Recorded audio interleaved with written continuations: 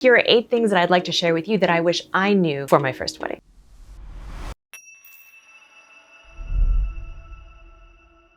My name is Nicole Chan. I'm a wedding photographer out of Boston. I photograph in Boston, but also destination weddings all over the world.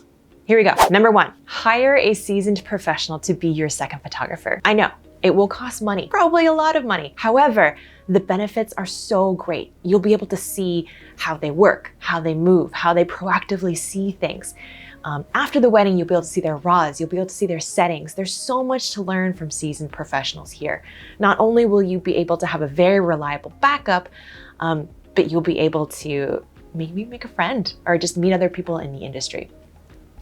2, test out your clothing. There have been many instances when I have worked for or with photographers where they've ripped their pants, ripped their dress, all sorts of awful things. Test out your clothing beforehand. Make sure you can move, run, sweat, squat, everything.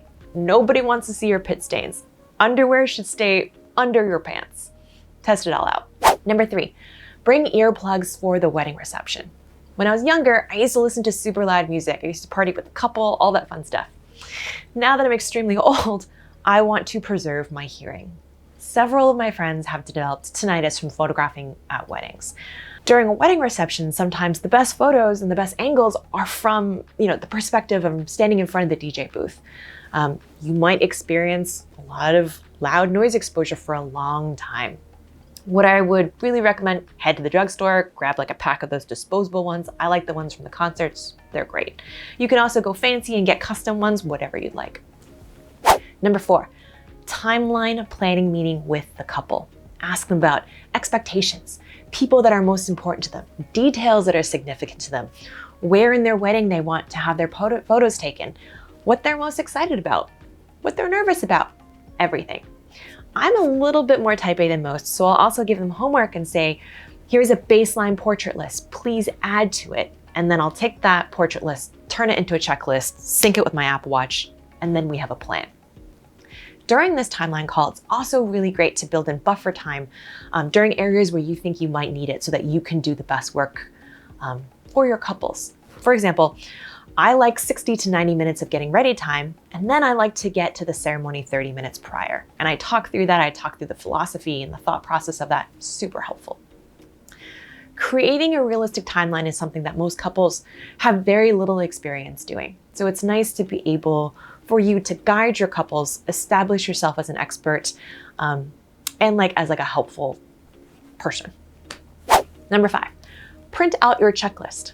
You do not need to keep your head in that piece of paper. I don't recommend it because that will prohibit you from seeing moments, but it's really nice to be able to put specific requests, important family details, like family conflict. You want to know if families are divorced, like if they can't stand next to one another, things that you may not remember off the top of your head for the entire day. There's a lot to remember. Bring a pen and maybe take this pen and this sheet and print an extra copy and give it to your seconds or your assistant. If there's anything confidential in there, please put some sort of a code word on it so that if someone picks up the piece of paper and starts to read it, you won't get in trouble. Number 6, bring lots of food, lots of snacks. The worst thing that could happen, well, not the worst thing, but a bad thing that could happen is that you could get very, very hangry. I'm big into real foods like burritos, and I really like zhong, which is like a Chinese sticky rice wrapped in a banana leaf bun. It's not this big. I don't know why I said that. It's like this big, but they're great. They're awesome. You can also do snacks, crackers, chocolate, dried mangoes, baked goods, all that stuff. Bring some to share with your second. They'll appreciate it. Number 7, use cameras that have 2 SD card slots. Gear will fail you. It'll most likely fail you when you need it to work the most. Make sure your camera can write to 2 SD card slots. Make sure you set it up and test it. It is 2022. For a professional to not have a camera with this capability is ridiculous. So let's just get into that.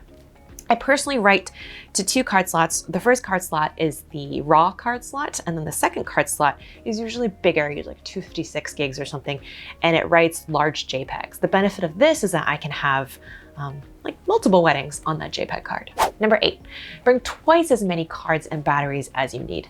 The cost of these things likely won't exceed a couple or maybe a few $100s.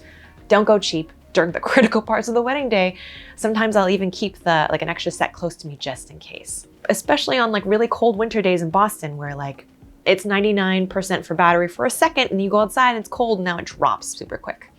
I repeat, gear will fail you when you need it the most. So let's have backups on backups. Those are my 8 tips. If you have any suggestions on future videos, I am all ears.